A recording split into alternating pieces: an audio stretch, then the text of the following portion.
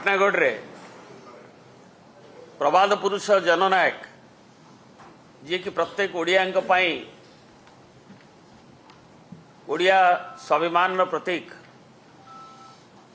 एवं ओडिशावासी प्रत्येक ओडिया दलमत वर्ण निर्विशेष ना नहीं गर्व अनुभव करती जहाँकर परदिन 28तम श्राद्ध वार्षिक पालन करा जिवो। तार पूर्व पाटनागढ़ रे जेभली भाव में तांकर प्रतिमूर्ति को जाली पोड़ी दवापाई जो हीन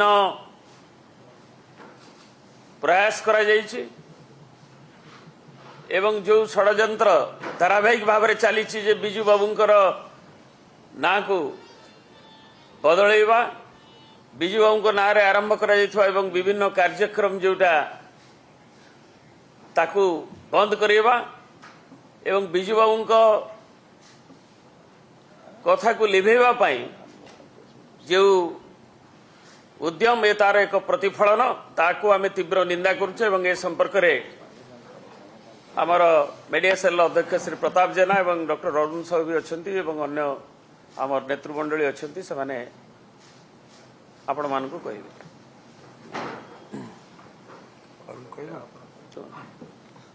एटा टाणी बिना दरकार नहीं। हाँ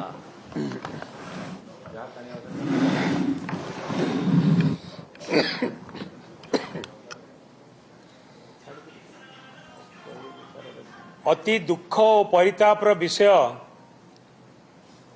जी ओडिशार स्वाभिमान प्रत्येकटी ओडिया जहाँ को लेकिन गर्व करती एवं केवल ओडिशार स्वाभिमान नुहे से भारत वर्षर स्वाभिमान भारतर सार्वभौमत्व इतिहास रे जहाँ सबुठु अधिक अवदान रही एवं जहाँकर देहांत समय रे 3 गोटी राष्ट्रर जातीय पताका तांको उपरे पड़ीथिला एवं प्रत्येकटी ओडियांकर गर्व गौरव बिजू बाबू तांको ना को जनमानसरू लिभेई दबा पाई जो षड्यंत्र होउतिला आज पाटनागढ़ रे बिजू बाबू प्रतिमूर्ति रे जो निया लागिची निया लगेई दिया जाइछि ताहा से षड्यंत्रर गोटे प्रतिफलन उद्देश्यमूलक भाव में ये प्रायोजित कार्यक्रम प्रथमे बिजू बाबू मार्च 5 बिजू बाबू जन्म जयंती रे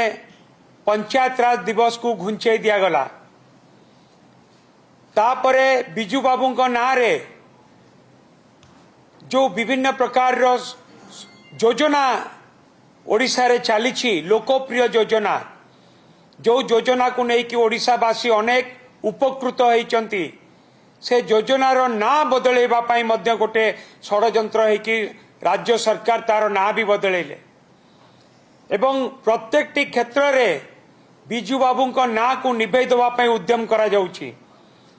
जेते भी षड्यंत्र सरकार करंतु बा बीजेपी करू बिजू बाबू प्रत्येकटी ओडिया हृदय रे अछंती तांकू केबे भी कहा ओडिया मन भितर बिजू बाबू को क्या को लिभेई दिया जाए कहीं भी लिभेई दे पारिबे नहीं किंतु जोपरी भाव में बीजेपी द्वारा प्रायोजित करिकी एक षड्यंत्र बिजू बाबू प्रतिमूर्ति रे निया लगेई दियागला पाटनागढ़ रे ताकू आमे निंदा करुचु ताकू ओडिशावासी भी निंदा करुचंती। ओडिशावासी बीजेपी रो एपरी हीन कार्यक्रम को केबे भी बर्दाश्त करेनि माफ देवेनि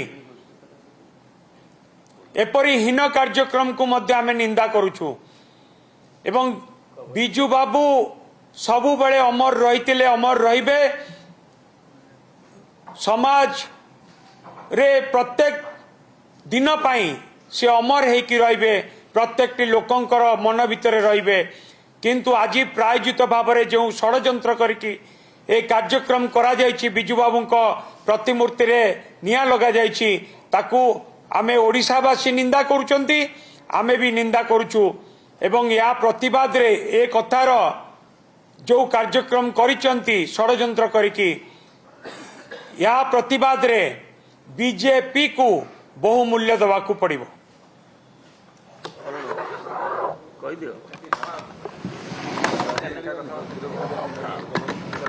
ତେଣୁ ଯୋଉ କଥା କହିଲେ ଇଏ ହେଉଛି ଅସହନୀୟ ଅକ୍ଷମଣୀୟ ମାନେ କରିଛନ୍ତି ତାଙ୍କ ବିରୁଦ୍ଧରେ ଦୃଢ ଏବଂ ଯେଉଁମାନେ କରିଛନ୍ତି ତାଙ୍କ ବିରୁଦ୍ଧରେ ଦୃଢ଼ କାର୍ଯ୍ୟାନୁଷ୍ଠାନ ନିଆଯାଉ। ଆଜି ଆମେ କାର୍ଯ୍ୟାଳୟରେ ଥିଲାବେଳେ ବି ଚାରିଆଡ଼ୁ ଓଡ଼ିଶା ସାରା ଏଥିପାଇଁ ଯେଉଁ ଲୋକଙ୍କର କ୍ଷୋଭ ଏବଂ ଯୁବକମାନଙ୍କର କ୍ଷୋଭ ତାକୁ ଆମେ ମାନେ ତାକୁ ଲୋକ କହୁଛନ୍ତି ଏବଂ ଏ ଅସହନୀୟ ଏବଂ ଅକ୍ଷମଣୀୟ। ତୁରନ୍ତ ଦୁର୍ବୃତ୍ତମାନଙ୍କୁ ଗିରଫ କରାଯାଉ, ନଚେତ୍ ଜନସାଧାରଣଙ୍କର ଏଇ ଯେଉଁ ଉତ୍ତୁଙ୍ଗ ପୁରୁଷ ଦଳମତର ଊର୍ଦ୍ଧ୍ୱରେ ଯିଏ ଓଡ଼ିଆର ଯିଏ ନେତୃତ୍ୱ ନେଇଛନ୍ତି ପ୍ରବାଦ ପୁରୁଷ ତାଙ୍କ ପ୍ରତି ଯେଉଁ କରାଯାଇଛି ବୋଲି ଯେଉଁ ହୀନ ଅଭିସନ୍ଧି ତାହା ପ୍ରମାଣିତ, ତାହା ଯଦି ଦୁର୍ବୃତ୍ତଙ୍କୁ ଗିରଫ ନ କରାଯାଏ, ଟାଳଟୁଳ ନିଯୁକ୍ତି କରାଯାଏ, ତାହେଲେ ନିଶ୍ଚିତ ଆଗକୁ ରୋଷ ଜନସାଧାରଣଙ୍କ ପ୍ରକଟିତ ହେବ। ହେଇଥିବ ଯିବା। Thank you. କୁହ କେତେ ଜଣ ତା ନବ କି? ଟିକେ କହୁନାହାନ୍ତି ନେବେ ସେ ବସ ଏଇଠି ବସ। ମୁଁ କାହିଁ ବସିବି? ମୁଁ ବସୁଛି ଏଇଠି, ମୁଁ ଏଇଠି ବସୁଛି। ମୁଁ ଏଇଠି କଣ ବସିଲେ ହବନି? ନାଇଁ ନାଇଁ ଏଇଠି ବସ, ମାଇକ୍ ପାଖରେ ବସ। ବସ ପତାଇ ବସ।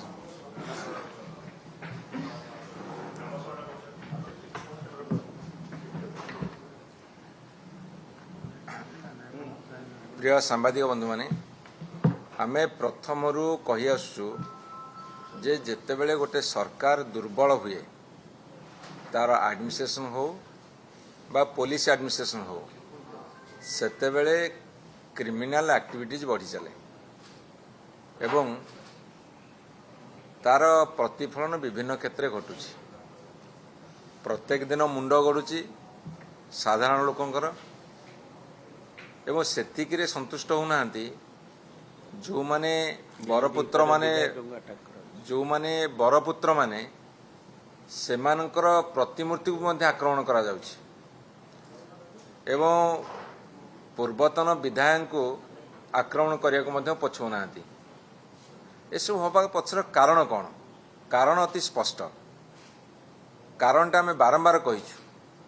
ଯେତେବେଳେ ସରକାର ଦୁର୍ବଳ ବୋଲି କ୍ରିମିନାଲ ମାନେ ଭାବନ୍ତି, ଯେଉଁମାନେ ସବୁ ଦୁର୍ବୃତ୍ତ ସେମାନେ ବହୁତ ଚାଲାକ, ସେମାନେ ସରକାରଙ୍କର ଦୁର୍ବଳତାର ଫାଇଦା ନେଇ ଏସବୁ କାଣ୍ଡ କାରଖାନା ଭେଇବାରେ ସମର୍ଥ ହେଉଛନ୍ତି।